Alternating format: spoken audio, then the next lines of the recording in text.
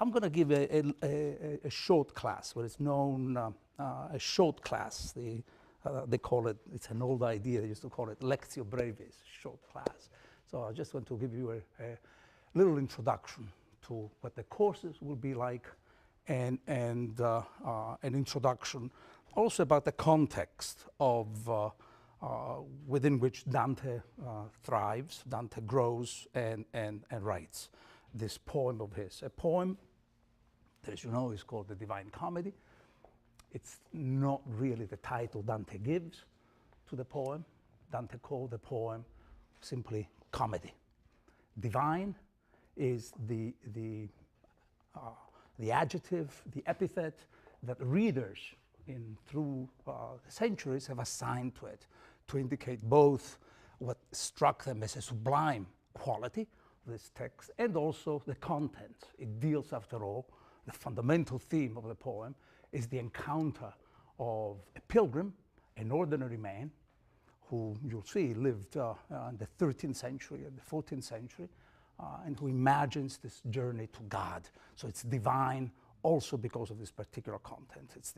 It's a journey, it's a quest for nothing less than seeing God face to face and come back to talk about it. Not just seeing God and be overwhelmed by it, dazzled by it, as probably is what we know, and it's most of the tradition about visionary literature. This is really about writing the poem about this fundamental experience. So we'll be reading this poem, and if I had to give you something of a genre, it's very difficult to speak of genre. Is it an epic? Is it an autobiography? Is it a romance? I think it's all of the things above, or it's all of these things. And probably the best way to talk about it is that it is an encyclopedia. What does the word mean? The word means a circle of knowledge. It's an old classical idea.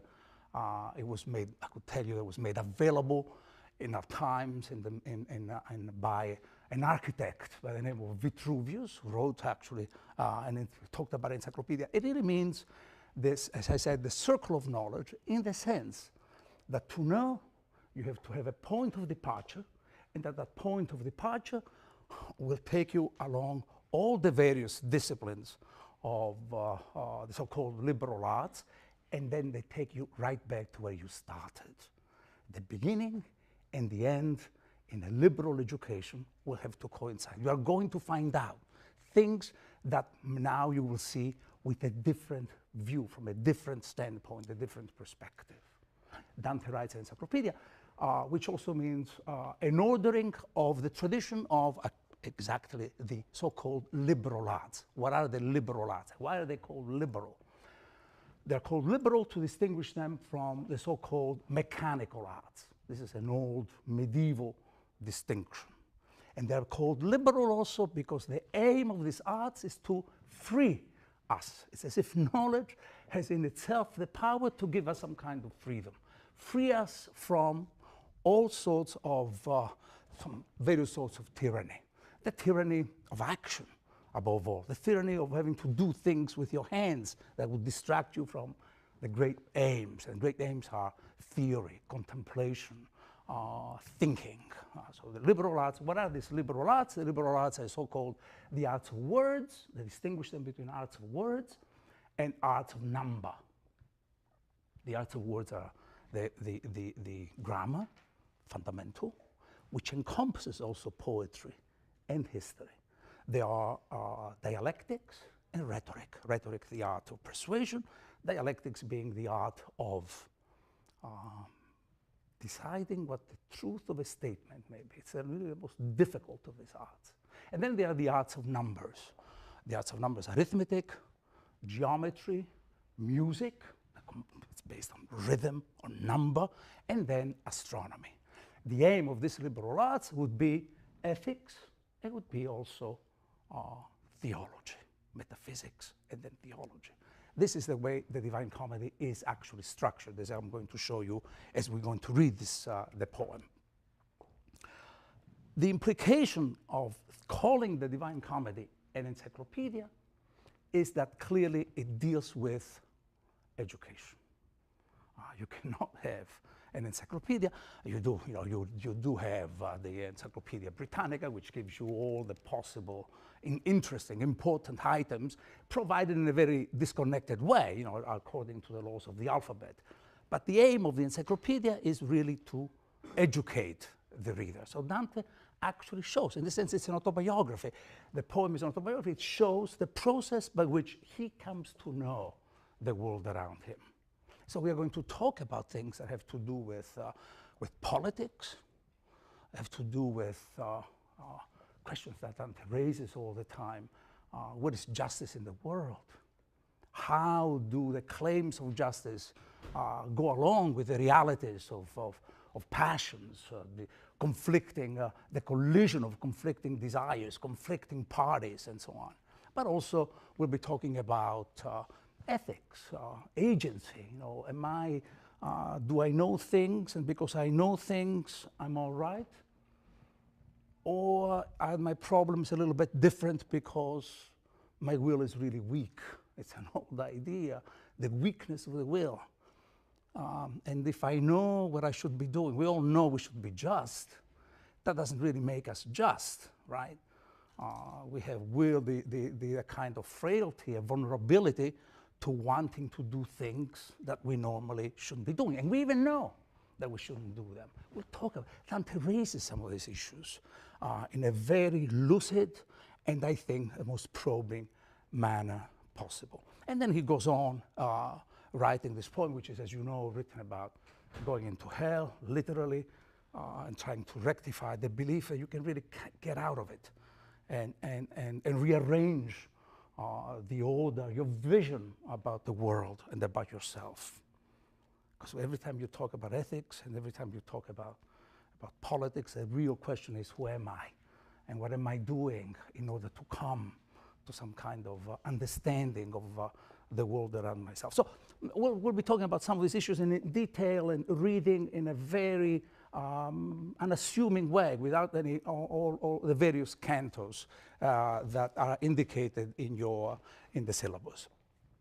But let me go to the other part, which is really probably the most concrete part. This is, I gave you the general scheme of the lectures. Let me just talk about the concrete context of Dante's life, the contour of his life. Who is this man? How did he end up writing a poem that 7 centuries and more after he wrote it is still read and still be thought of as one of the major contributions that a human being can make to our culture? Well, he was born, as you know, probably, in 1265 in a city called Florence. A city that, by the time Dante was of school age, had 70,000 people. 7,000, these are little details to impress you about how crucial, how important that city was. 7,000 boys and girls who would go to school, public schools, were available to them. Dante was one of these people. He was born in a family that was somehow, he claimed, nobility and whatnot, but actually was an impoverished family. And he was even slightly embarrassed by the activities of his own father. He never mentions him, but we do know by poems that others have written against him, attacking him and attacking his genealogy, accusing the father of loan, being involved in loan and the kind of usury activities of a usurer, lending money at a very high interest, and so on. When Dante, 2 events happened to him, private events happened to him when he was a child. The first is by the time he was 8 years old, his mother died. And the second, a little bit connected with it, is the fact that when he was 9 years old, he will tell us later, he met a young woman. He doesn't even know what her name is. That's the fiction of his own works. He knew because she actually was a neighbor. He calls her Beatrice. The way he goes on transferring all the love that he felt or wanted from his mother onto this young woman We don't know unless we're just involved in some kind of psychoanalytical speculations about his life. The facts we don't know. However, he does talk about her as if she were a mother to him. He describes her in the poem in very maternal language, and the language of her great generosity, the generosity of love, actually. So these are the two events. Then he goes to school in Florence. And the school, for all these teachers, he'll have only one that he really will point out and will remember forever. A man by the name of Brunetto Latini. We'll see him later in hell. Like many of students, they all want to send their teacher to hell, but not you, of course. But this was that. He does. He manages to. Who was this man? Why was he so important for Dante? Well, Brunetto Latini, we could call him.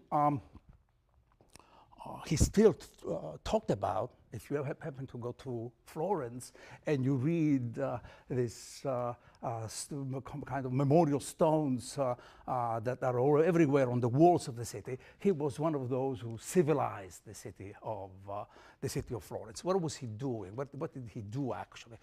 Well, he was a rhetorician, first of all, in the mode of the Ciceronian tradition. A rhetorician is to say of a man who believed that politics and rhetoric go hand in hand. That rhetoric is the art of persuasion within the parliament, within the streets of the city, where large decisions can be made, that can be reached. This was the essential work of Brunetto Latini. Dante styles himself after Brunetto Latini. Brunetto Latini was not only a great teacher, he actually translated and commented works that we have by Cicero on rhetorical works of Cicero, in the belief that really the political problems are ultimately problems of speech, problems of argument. But he also was a traveler. He went to, we do know that he went to Toledo, the city of Toledo in Spain. He did bring in translations of even Averroistic texts. I will explain all these terms as we go on. And Dante admires him especially because he stands for the sort of teacher who gets involved in the political realities of Florence. Dante wants to follow him in that. Eventually, he will meet Beatrice again, writes a great poem inspired by her, which we'll be looking at next time, called the Vita Nuova. His teacher, Brunetto Latini, will die, and Dante decides to enter. We are already in 1290, decides to enter political life himself. It was his biggest mistake. It was his biggest mistake because political life in Florence really meant being in the throes of harsh partisan battles between the so-called Guelphs and Ghibellines. The issues are not so clear-cut. The Guelphs supposedly are those who really believe in loyalty to the church. The others, the Ghibellines, also believe in the loyalty to the empire. The two institutions of the time, things are not that clear-cut as that, that's sharply separable as that. We'll talk about some of the details about this. But Dante becomes an ambassador for the city of Florence, the way Brunetto had become an ambassador for the city of Florence, and he goes a little bit everywhere. He's sent to the Pope in the year 1302. He's sent to the Pope on an embassy, and he never makes it back to Florence. Machinations had taken place so that he would be banned from the city. Not only banned from the city, his property is confiscated, and there is the threat on him that should he return and should he get caught, he would actually be put to death.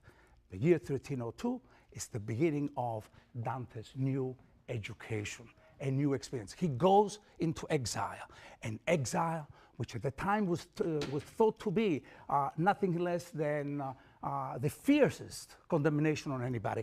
Because that's the medieval idea, we are, the value of each and every one of us depends on the position that we occupy within the city.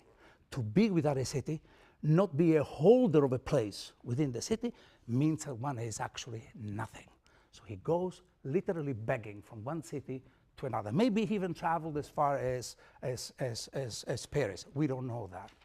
But exile, though it turned out to be a harsh punishment, turned out to be also nothing less than a blessing in disguise, because it removed Dante from any sense of loyalty to partisan viewpoints. He was no longer to be a Guelph or a Ghibelline. He was no longer caught in this internecine wars. He now became nothing less than one who could occupy a transcendent viewpoint. This is what the story of the Divine Comedy is. How does one go from perceiving the world around oneself in this partial, provisional, fragmentary manner? How can one be pulling it together? And the Divine Comedy is the story of exile, being the removal of oneself from the city in order to best see what the problems of the cities can be. He ended his life in the year 1321 in a city called Ravenna, where he was buried. So that's the way he wrote the poem was in exile. The poem came out of this experience of exile. He begins his life as an exile by writing a philosophical text called The Banquet, in the tradition of the title of the symposium, right? Now, on ethics. He abandons this project, starts a project on language, trying to find the possibility of unifying all the languages of Italy, writes a political text about the necessity of unifying the world with this empire, the monarch, finishes that, but the real process of unification of all his experiences really is with the Divine Comedy. And we'll be reading that in a couple of days. That's all I have to say to you. Let's see if there are some questions, and then I'll try to answer those.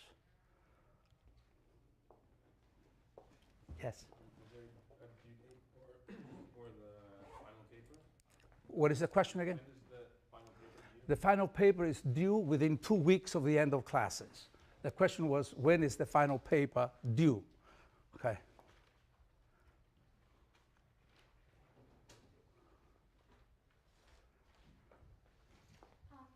How important is the knowledge of Italian language to us? How important is the knowledge of Italian language? The course is in English. We are reading a translation with the original text by the side. If you can read it in Italian, good. If you want to write the paper in Italian, you are welcome to do so. But the course is going to be, we are treating the poem as if it were in English, an English poem. After all, as someone says, Dante is an American poet. And we could explore that too.